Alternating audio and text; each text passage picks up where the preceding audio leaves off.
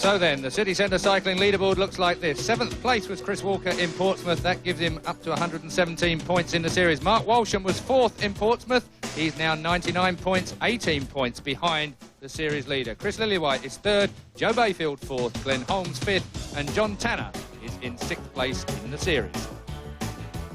And the city centre cycling king of the sprints, well, Johnny Clay, 2 points was his gain at Portsmouth over Neil Hoban. He finished 2nd behind Johnny Clay in the first of the sprints, and that is really all that it's about in the King of the Sprints race. 3rd place is Chris Walker, but only on 14 points. Chris Lillywhite 13, Rod Ellingworth is in 5th place, and Roger Hammond in 6th.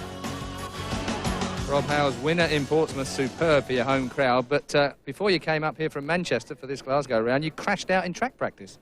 Yes, I was training down at the indoor velodrome in Manchester with the British Team Pursuit team, and 2 of us had a coming together at around about 38 miles an hour, and I came down and took a bit of skin off and bruised myself a bit. So I've had a bit of a ride since I've been here, so hopefully I've taken it out of my legs now, and I'll be okay for the race. Mentally good for the job? Oh yeah, I'm ready to go. Great stuff, wish you best luck. Chris Walker, now then, when I spoke to you at Portsmouth, you weren't that confident. How's training gone this week? Training's been fine. It's, you know, I just like to get here, get the races done, and this is the worst part for us really, just studying on the start line, being interviewed, when you just want to get out there and get it done with. 18 points in the lead. Are you looking for a lot of support from your team? Yeah, the team's been good so far, so if they, work like they have been doing, I'll be happy. Going to win the race? How's the track for you? It's a good circuit. It's a very long finishing straight, which suits me as well, so it depends how you finish in the last bend and things like that. Best of luck.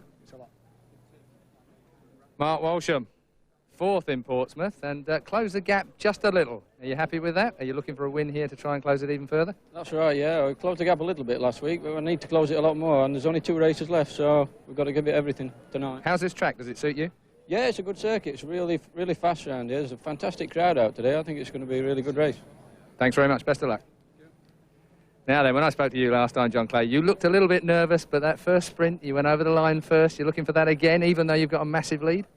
Well, there's a big lead, but it's not big enough yet, so we'll see. I mean, I've got to do everything I can. It's a fantastic night.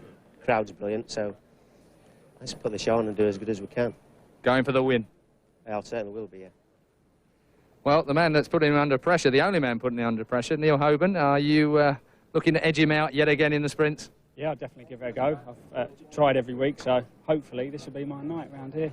Last week in Portsmouth, you finished 2nd to him in the first sprint. Are you going to go for 3 wins? Hopefully, yeah, but it's difficult to get round Johnny at the moment. He's going extremely good, so if I get round him, then I'll be on for a good day. OK, everyone's getting impatient with me out here on the grid, so over to Phil Liggett and Tony Doyle back in the commentary box. It's Phil first. Thanks, Keith. And this is Anthony Stewart on the line, representing Scotland here this evening. 3 medals in the recent track championships and a former 20-kilometre national champion as well. This course should suit him. And Jimmy Jones, well, he came to our notice last week. He had a tremendous ride down in Portsmouth. Since then, he's finished 3rd in the British Amateur Circuit Race Championships, and I think he'll be looking for a top 3 finish here as well. Barry Clark, the new mountain bike champion, which adds on to his national cyclo-cross title he won back in January. So there's a man with 2 national titles already and looking for the action. Chris Lillywhite, it never ceases to amaze me, but this man hasn't won one of these races yet, and he really should, because it's his speciality.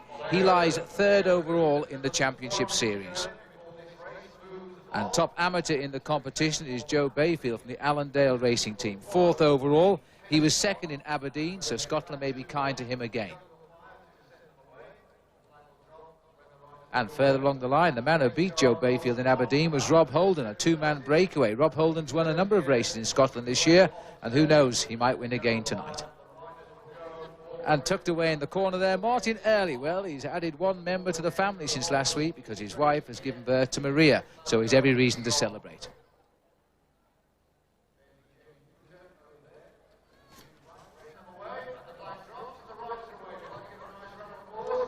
And the Rover pace car takes the riders away here in this very fast circuit in George Square.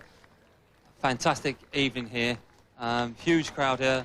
Sharp right-hander still in George Square. As you can see, the circuit here is very wide. Good smooth circuit. And fortunately, it's a beautiful evening, very dry. Although there's lots of buses and taxis that use this circuit, with no rain being around, it's not going to cause a problem. It's not going to be tricky or treacherous. And as you can see, looking down the hill as they come up George Square, the road climbs up. So towards the end of this hour race, the riders are really going to know, and this is starting to tell on them. But here you can see it is very wide. Now this circuit is probably the fastest circuit that the riders will be racing on in the series. The average speed here will be in excess of 30 mile an hour. And when the riders are sprinting out, chasing those sprint points and chasing the win at the end, they're going to be sprinting in excess of 40 mile an hour. And as they come up, they turn right into Montrose Street, and here it drops down, and here there's going to be a lot of pushing and shoving here, particularly in that closing lap. And here last year on this very corner we saw a big crash when 6 riders came down, including Malcolm Elliott.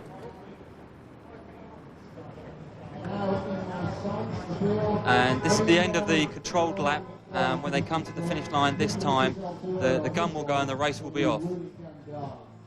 And you can see the Rover pace car now accelerating to get out of the way, and the riders are now underway.